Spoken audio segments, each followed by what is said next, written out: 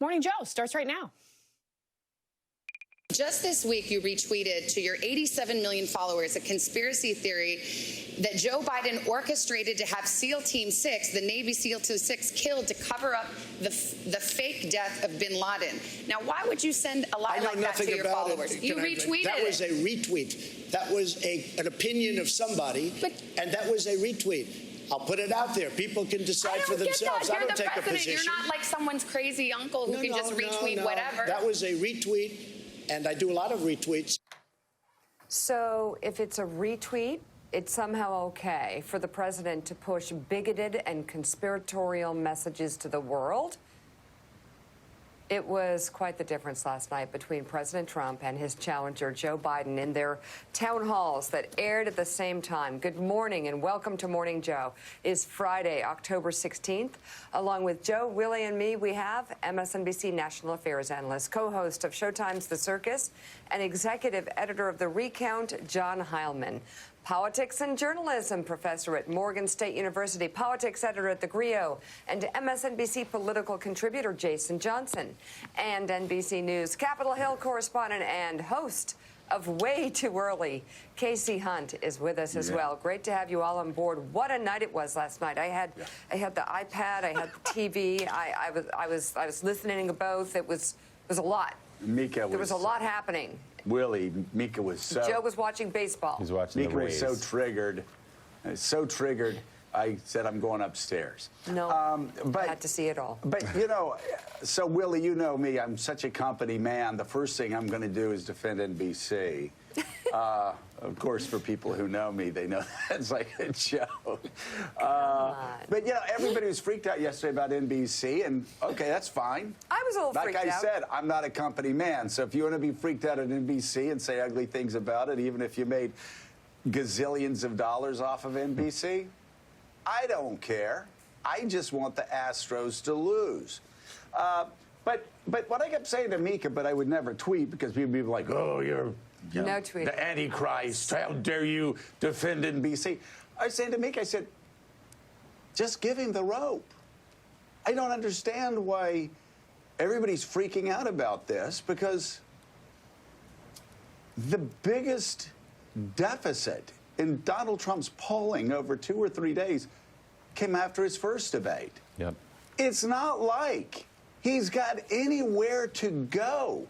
The more large audiences see Donald Trump, the more he loses, because the more he's going to squirm away from his bizarre conspiracy theories. Did a great job. After 4 years, he cannot defend what he's done on COVID. He cannot defend what he's done on conspiracy theories. He cannot defend what he's done on QAnon. Like, all day yesterday when people were freaking out, I took Jack to play basketball. I stayed off of Twitter, and I really didn't want to even see this event because I knew how it was going to end. Donald Trump was going to say really stupid stuff, and it was going to hurt him in a poll, and then there were going to be like 3 or 4 clips that they would get out of that, which people would play all day. And guess what?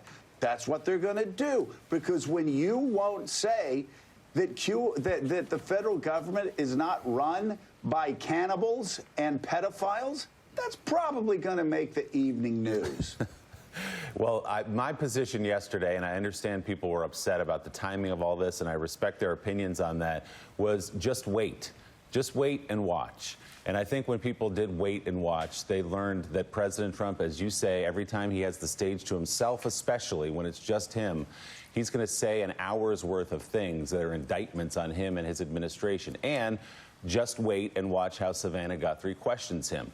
I think I was vindicated on both of those things. I mean, we're going to go through some of these clips. You laid out some of it, Joe. He wouldn't say when he had a test, if he had a test on the night of the debate. He would not condemn QAnon, saying, I don't know anything about QAnon. That's a lie, of course. But if that's true, his own FBI field offices have said they are an inspiration for domestic terrorism. He probably ought to read up on it. He said that he does owe the $400-some million. Savannah Guthrie tried to get him to say to whom. He wouldn't say to whom. He would not say if he thought Roe versus Wade should be overturned. That will come as a surprise to many conservatives. Yeah. Oh, he's the biggest champion, pro-life champion ever. Asked repeatedly, he wouldn't answer. It's funny, though, when he was asked in the past, are you pro-life or pro-choice? He's like, oh, yeah, I'm pro-choice.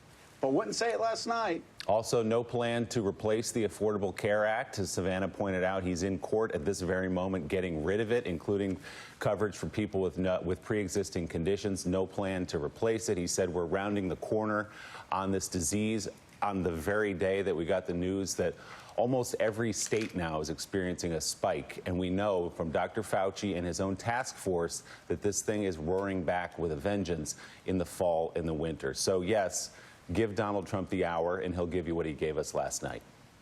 So, Mika, give us your thoughts. Well, I think there was a lot of concern for a lot of reasons about the timing and whatever, but I will say this. What concerned me was having watched the first debate and seeing how terribly executed it was, technically on every level.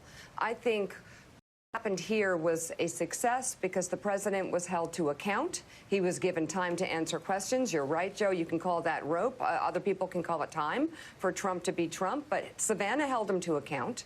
She jumped on almost everything he said and tried to balance it out with the facts or to press him on it.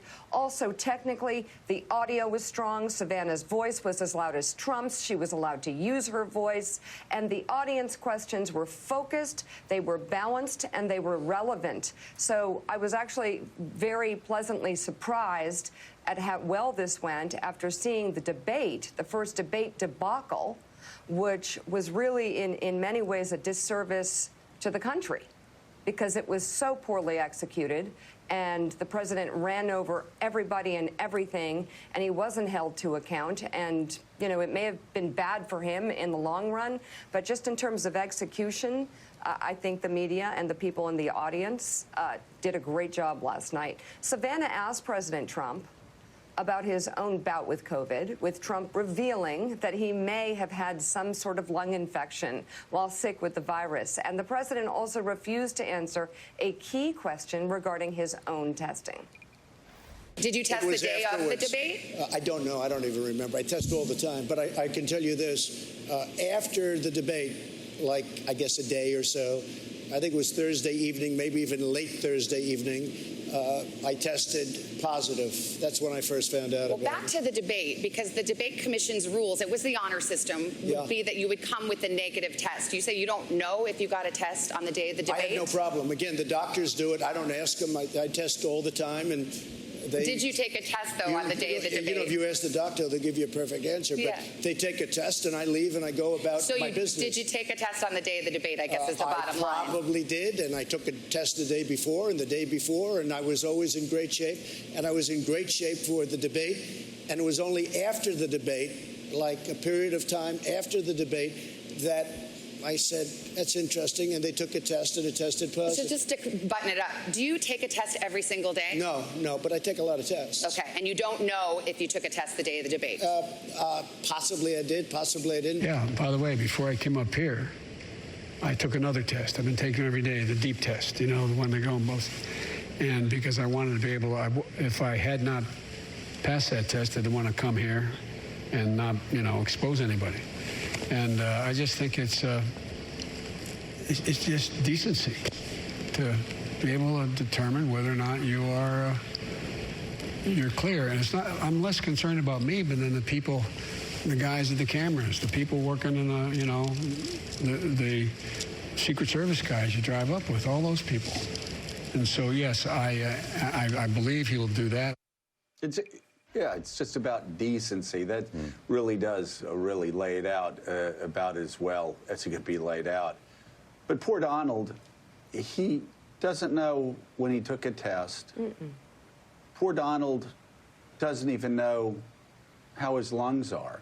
Isn't that something, a hypochondriac? I've only actually eaten with him one time, and before his food came out, he had a stack of wipes that he and Melania went through, and they wiped themselves down, and just, it was quite a obsessive thing. So I'm supposed to believe that that guy that was that freaked out about his hands had abnormalities in his lungs. I don't know. So he doesn't know about when he got his test, last negative test. He doesn't know about the state of his lungs, the health of his lungs. If he was tested on debate day. He doesn't know if he was tested on the debate day. He doesn't know about QAnon. During the debate, we heard he didn't know about the Proud Boys. In his last campaign, he said he didn't know who David Duke was. He didn't know about the Klan. He didn't know if there was a pedophilia ring run by cannibals in the government. A lot of things, Mika, that Donald Trump doesn't know. Yeah, he just seems confused about everything. He is confused. Or lying through his teeth. President Trump last night said he denounces white supremacy, but then, as Willie mentioned, refused to condemn QAnon, a right-wing conspiracy theory that the FBI believes is a potential domestic terror threat. Let me ask you about QAnon. It is this theory that Democrats are a satanic pedophile ring and that you are the savior of that. Now, can you just once and for all state that that is completely not true and that disavow QAnon in its entirety? I know nothing about QAnon. I just told you. I know very little. You told me, but what you tell me doesn't necessarily make it fact. I hate to say that. I know nothing about it. I do know they are very much against pedophilia. They fight it very hard, but I know nothing about it. They believe it is if a satanic cult run by the deep state. Study the subject. I'll tell you what I do know about. I know about Antifa, and I know about the radical left, and I know how violent they are and how vicious they are, and I know how they're burning down cities run by Democrats, not run by Republicans. Republican Senator Ben Sass said, quote, QAnon is nuts, and real leaders call conspiracy theories conspiracy theories. He may be Why right. not just say it's crazy and not true? He may be right. I just don't know about QAnon. You do know. I don't know. No, I don't know. I don't know. Let me ask you another thing. Let's waste a whole show. You start off with white supremacy. I denounce it. You start off with something else. Let's go. Keep asking me these questions. I do have one more in this vein. Let me just tell you, what I do hear about it is they are very strongly against pedophilia.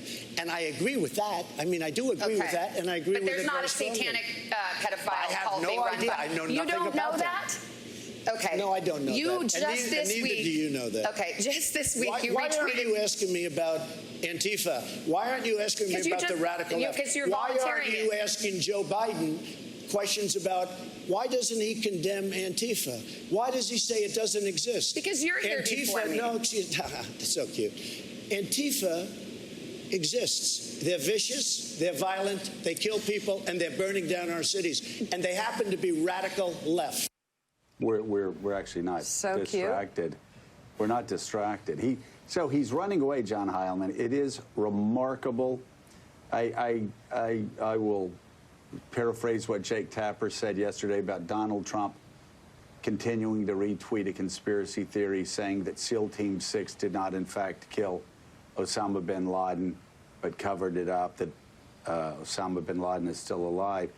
It's nice to know that we can still be shocked by the depths to which this man will go to pick up the most extreme and dangerous people in America. And so in this case, Trump claims he knows absolutely nothing about QAnon, does not know about this satanic cult of cannibals running the government.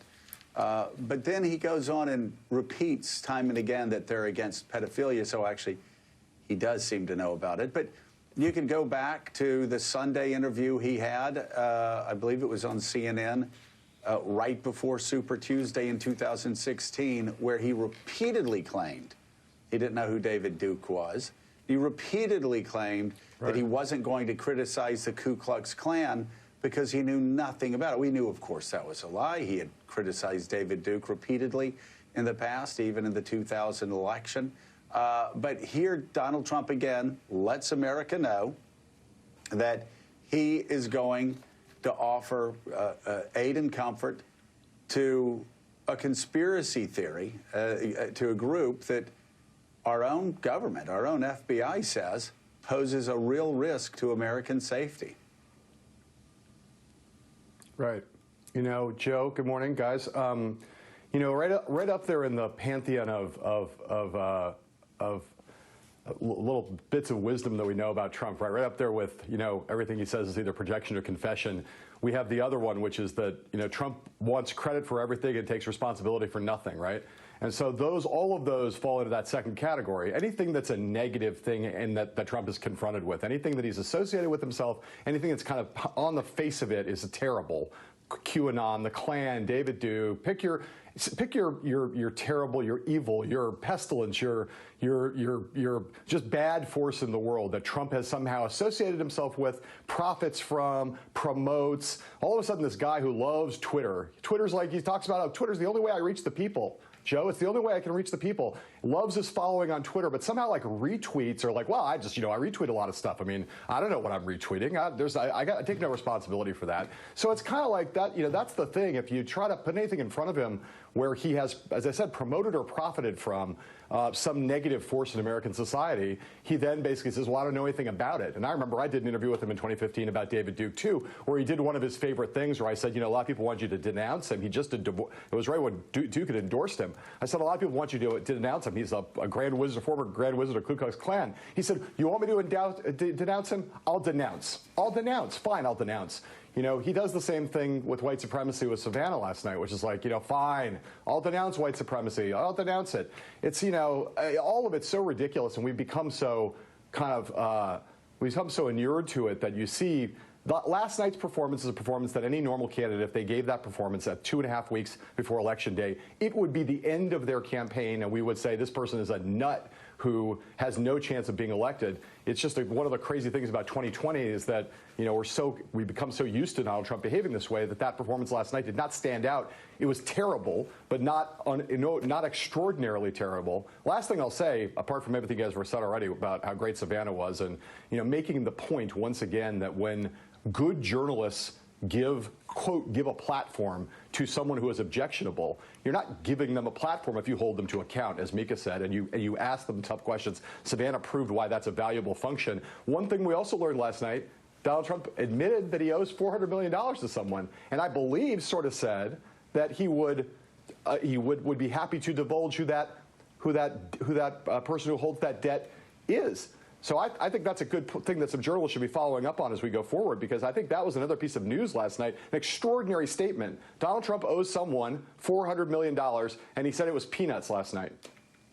We'll play that clip in 1 second, but first, John, I'm curious your thoughts, the political impact overall of last night. Well, I think your point, Joe, at the very beginning is the most important thing. I go back to the home truth, right?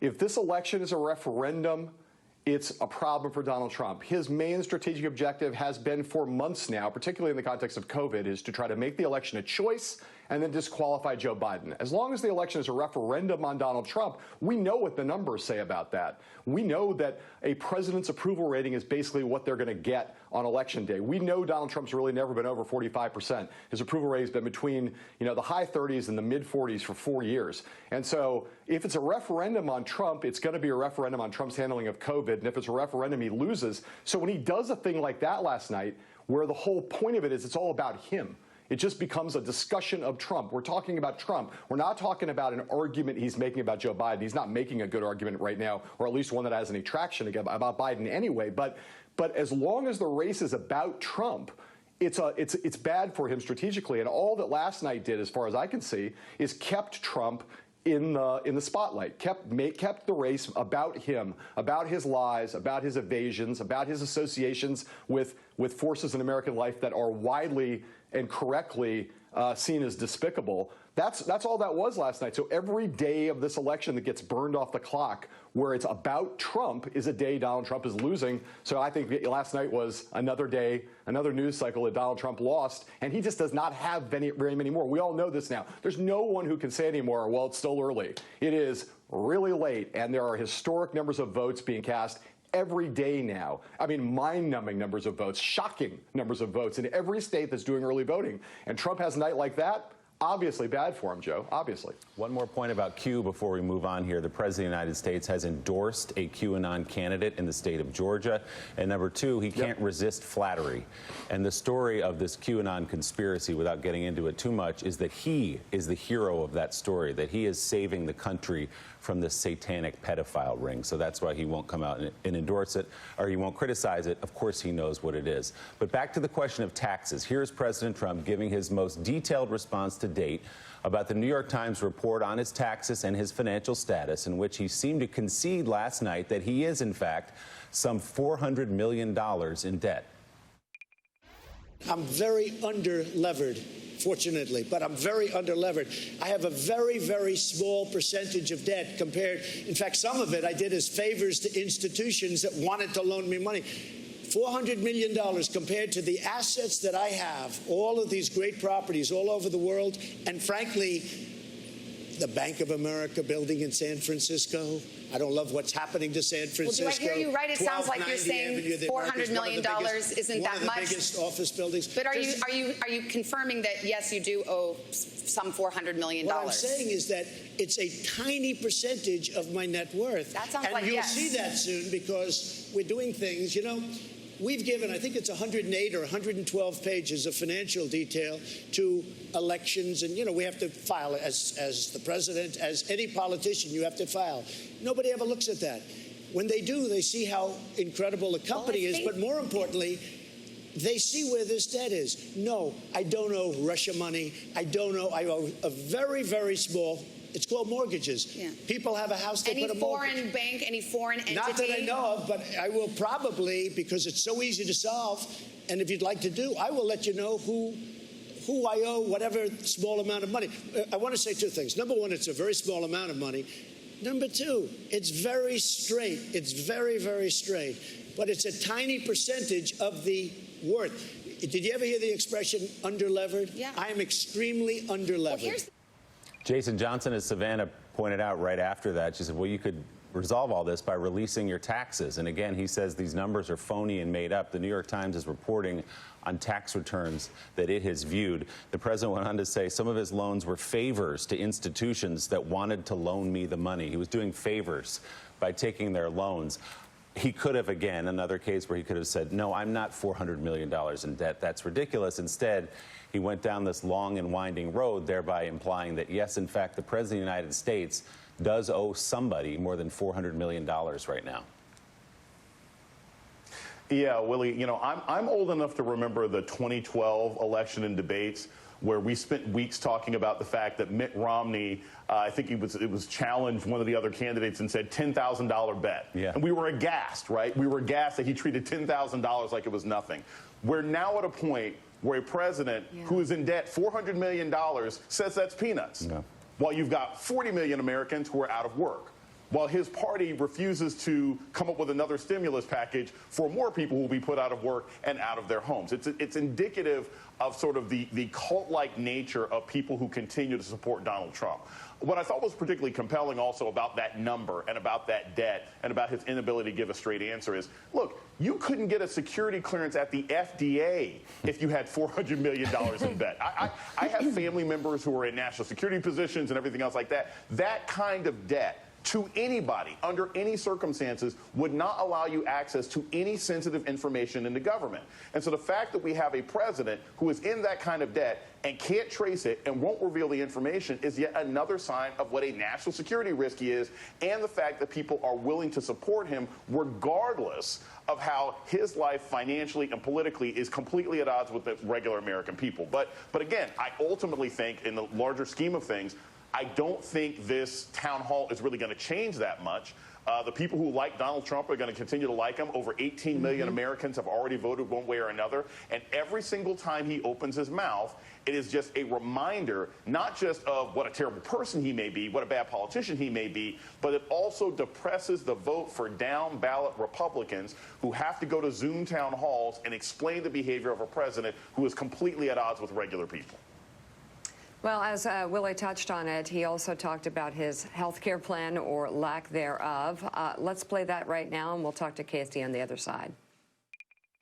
On the pre-existing conditions, this is such a big issue for voters. It is a big issue for me, too. In point of fact, your administration is about to go to the Supreme Court to argue to That's throw right. out the rest of Obamacare, which includes the protections for pre-existing conditions. That's right. So your administration is in court right now trying to get rid of that protection. In order to replace it with a much better health care at a much lower price, and always, under all circumstances, we are going to protect the Republicans. And I mean, maybe I changed the party a lot over the last 3 years, but we will protect people with pre-existing conditions. And Savannah, what I want to do, get rid of the terrible Obamacare. I've already done it to a large extent because, as you know, the individual mandate is gone. That was the worst You've part. repealed, but you haven't replaced. Now, you've been in office almost 4 years. What we have done. You had both houses of Congress, Senate and House, in Republican hands, That's and right. there is not a replacement yet. That's right. I'm sorry, but if you look, we had both houses, and what did we do? We got rid of the individual mandate. But That went through the promise was legislature. repeal and replace. Look,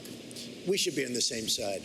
I want it very simple. I'm going to put it very simple. We would like to terminate it, and we would like to replace it with something that's much less expensive and much better. We will always protect people with pre-existing But if you're conditions. successful And in here's the court thing.